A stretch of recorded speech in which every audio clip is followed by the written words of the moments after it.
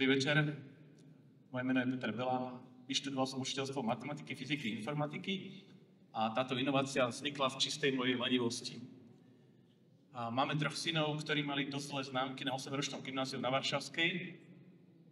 A napriek tomu, že sme sa teraz s nimi učili, tak to boli 2, 3 a občas máme hrozili 4. Takže podarilo sa nám urobiť systém, aby som sa s nimi nemusel učiť.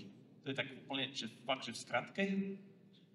Je to vlastne inteligentný systém, to znamená, že on napodobňuje doučujúceho, vyskúša žiaka všetko, čo má vedieť, to, čo nevie, mu vysvetľuje a zadáva mu špeciálne náučné úlohy, ktoré sú generované a robí to až dovtedy, keď sa ten žiak všetko nenaučí.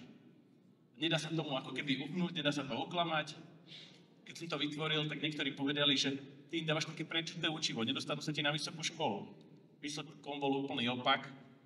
Náš Pavol bol prvý zo 14 982 študentov na Masarykovej univerzite, kde robil testy študijných predpokladov, ktoré sú veľmi rôznorodé. Ondrej bol s percentilom 98 na CIO-testoch a najmladší, to je hokejista, tak ten mal iba percentil 95.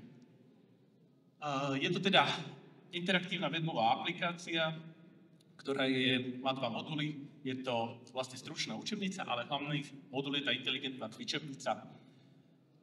Robíme tu už 11. rok, pričom každý rok sa tam snažíme vnášať nové a nové inovácie.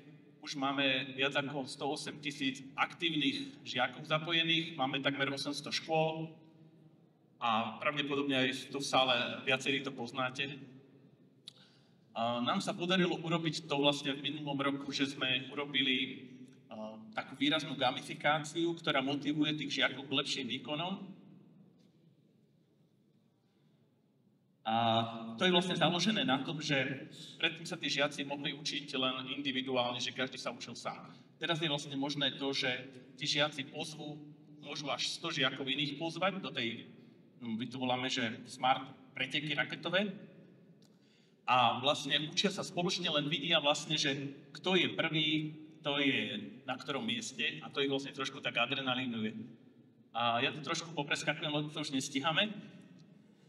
Čiže takto to vyzerá, tie raketky. Toto je vlastne obrazovka, kde si pozvete žiakov. Môžu to byť aj súrodenci z iných ročníkov, ale založené na tom, že vlastne súťažia z rovnakých ročníkov. Môže tam byť aj ako keby simulácia toho priemerného žiaka, výborného žiaka, slabšieho žiaka. Takže takýmto spôsobom vlastne sa ten žiak učí.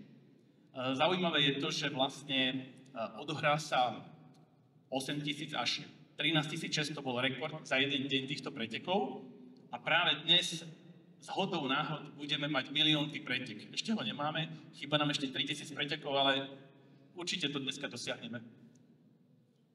Čiže to je vlastne, ako to vidí žiak. Samozrejme dôležité sú prehľady, kde my vidíme, čo ten žiak robil, kedy robil, rodič to vidí. Je to úplne všetko transparentné, čiže to dieťa nedokáže nejakým spôsobom podvádzať. Je to všetko rozklikateľné, čiže dokážeme naozaj presne vidieť detaily toho učenia.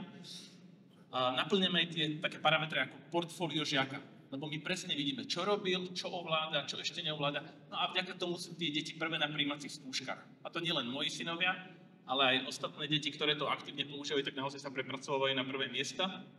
Niekto povie, že to je génami, tí moji synovia. Ja hovorím, no ale tie gény to boli aj vtedy, keď mali tie 2, 3 a hrozili nám 4. Čiže je to naozaj o tom nájsť ten spôsob, ako aktivizovať tie deti a systematicky ich viesť k tomu, aby sa naozaj učili.